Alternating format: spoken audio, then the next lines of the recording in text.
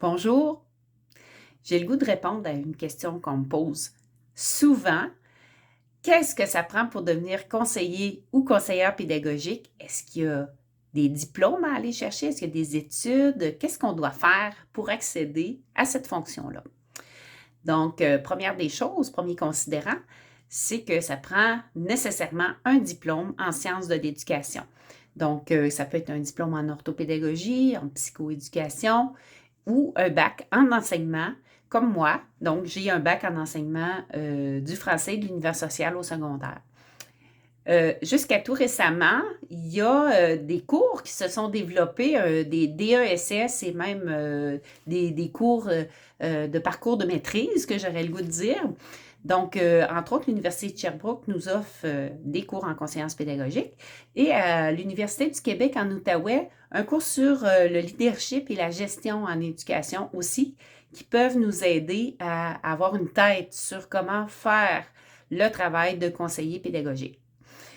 Donc, je vous disais, c'était jusqu'à tout récemment. Pour ma part, je n'ai pas ces formations-là. Donc, ce que j'ai fait pour accéder, c'est que j'ai mentionné mon intérêt, bien sûr, mais je me suis beaucoup investie dans ma formation continue et, entre autres, j'étais beaucoup dans l'innovation. Donc, j'essayais beaucoup de choses dans ma classe en tant qu'enseignante. Et, je me suis démarquée. Donc, les gens ont remarqué le travail que je faisais. Puis, il y a aussi le goût de vouloir aider plus d'élèves que les élèves qui nous sont confiés. Donc, de vouloir aussi accompagner des adultes. Donc, ça prend des habiletés. Il faut avoir le goût d'aider des collègues et il faut aussi avoir développé une compétence relationnelle qui est adéquate.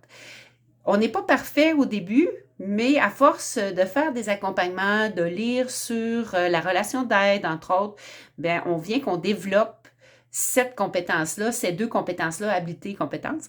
Donc, ça se fait.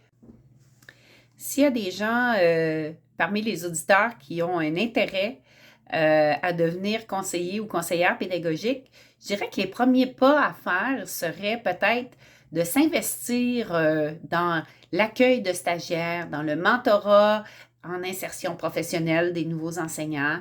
Donc, de travailler déjà avec des collègues pour les accompagner, parce que le mot-clé en conseillance pédagogique, c'est vraiment l'accompagnement, mais l'accompagnement, ça se décline. On s'en reparlera plus tard. Mais grosso modo, la grande famille de l'accompagnement, c'est vraiment, vraiment important. Donc, de commencer à aller vérifier si on aime justement venir en aide à des collègues.